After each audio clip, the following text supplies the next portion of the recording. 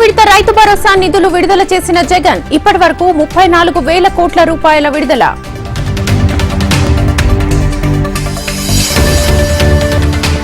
నేడు హెచ్ఎండీఏ అధికారులతో తెలంగాణ సీఎం రేవంత్ రెడ్డి సమీక్ష. పాఠశాలల్లో మౌలిక సదుపాయాలపై చర్చ.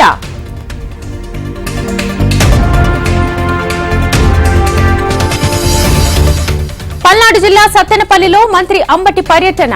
ఓ స్టాల్లో టీ తయారు చేసిన రాంబాబు.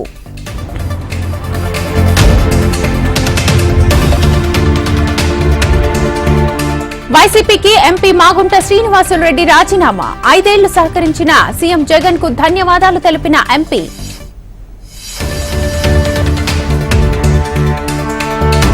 టీడీపీ జనసేన అసంతృప్తుల టచ్ లోకి వైసీపీ కీలక నేతలు. జనాకర్షణ కలిగిన నేతలను ఆహ్వానిస్తోన్న వైసీపీ.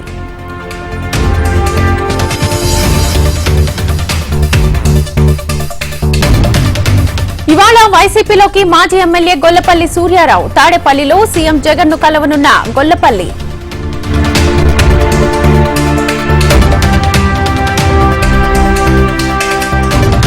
తాడేపల్లిగూడెంలో టీడీపీ జనసేన ఉమ్మడి సభ. సభకు తెలుగు జన విజయకేతనం జెండాగా నామకరణం.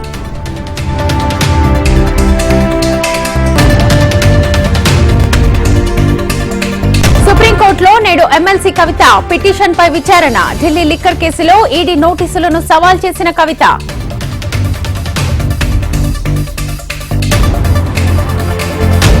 మార్చి 1న మేడిగడ్డకు వెళ్తున్నాం. కాళేశ్వరంపై విమర్శలు తగవన్న కడియం శ్రీహరి.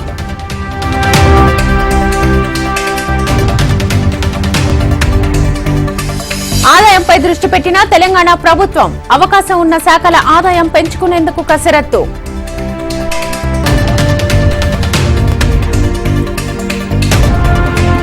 మార్చి 4న తెలంగాణకు ప్రధాని మోదీ. సంగారెడ్డి, ఆదిలాబాద్ జిల్లాలో మోదీ పర్యటన.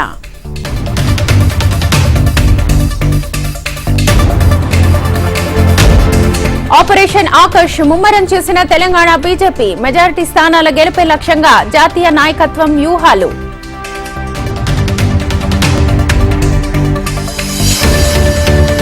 ఎవరెన్ని కుట్రలు చేసినా మళ్లీ మోదీనే ప్రధాని. బీజేపీ మళ్లీ అధికారంలోకి రావడం ఖాయమన్న డీకే అరుణ.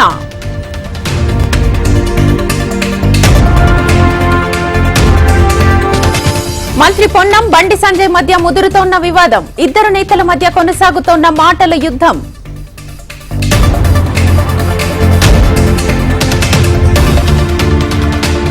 విజయవాడలో ఏపీసీసీ చీఫ్ షర్మిల పర్యటన. అసెంబ్లీ, పార్లమెంట్ స్థానాలకు ఆశావహులతో షర్మిల ముఖాముఖి.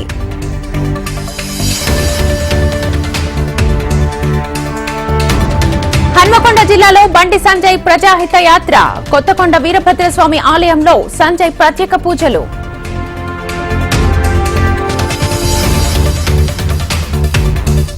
కేంద్రం విధానాలకు వ్యతిరేకంగా మార్చి 3న పాదయాత్ర. ప్రజలందరూ పాదయాత్రకు సహకరించాలన్న సిఐటియు.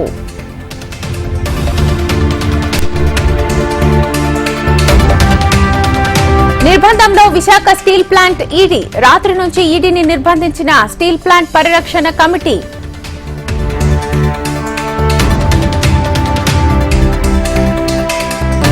యాక్టర్ సౌమ్య జాను కోసం కొనసాగుతోన్న గాలింపు. ఇటీవల ట్రాఫిక్ హోంగార్డ్ పై చేయి చేసుకున్న సౌమ్య జాను.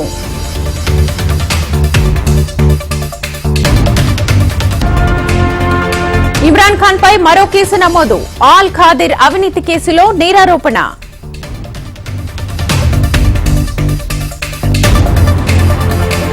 Radisson drugs